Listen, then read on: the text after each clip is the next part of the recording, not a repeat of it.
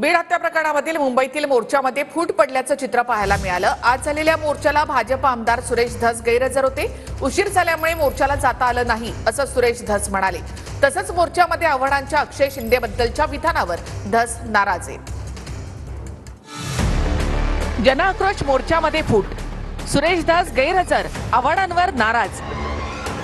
संतोष देशमुख हत्या प्रकरणातील मुंबईतल्या जनआक्रोश मोर्चात फूट पडल्याचं चित्र आहे। फुटीचा प्रश्न निर्माण होण्यामागची मुख्य बाब म्हणजे धसांची मोर्चाला अनुपस्थिती। मोर्चा सुरू होण्याअगोदर सुरेश धस मुंबईमध्ये होते। मोर्चाला जाणार असंही त्यांनी सांगितलं।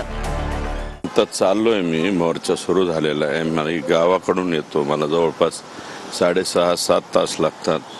आता आलोय आणि मी मोर्चात सामील व्हायला चाललेलो आहे।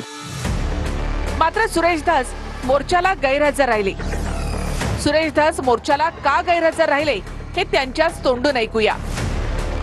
मी आलेलो होतो, मला यायला या ठिकाणी ताई जवळपास 7 तास लागतात। मी 7 तासाचा प्रवास करून आलो होतो।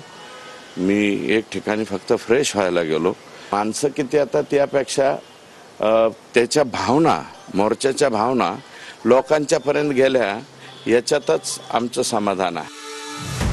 तसंच धस मोर्चाला का गेले नाहीत त्यामागे आव्हाडांचं अक्षय शिंदे बद्दलचं वक्तव्य सुद्धा कारणीभूत असल्याचं दिसतं। अरे अक्षय शिंदेने तो बलात्कारच केला नाही, केलेल्यांना सोडवण्यासाठी म्हणून अक्षय शिंदेची हत्या झाली।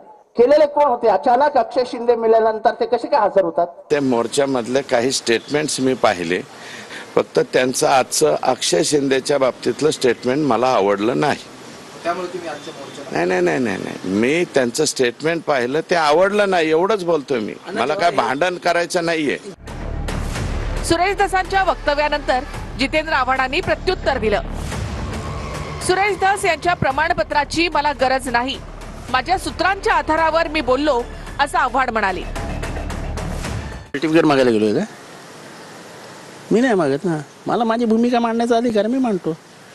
त्यांना काय म्हणायचं असेल त्यांनी म्हणावं, मला काय त्याच्याशी ऑब्जेक्शन पण नाही आणि सजेशन पण नाही। धसांची गैरहजेरी, आव्हाडांवरची नाराजी, त्यामुळे जनआक्रोश मोर्चामध्ये फूट पडली आहे का असा प्रश्न निर्माण होतो।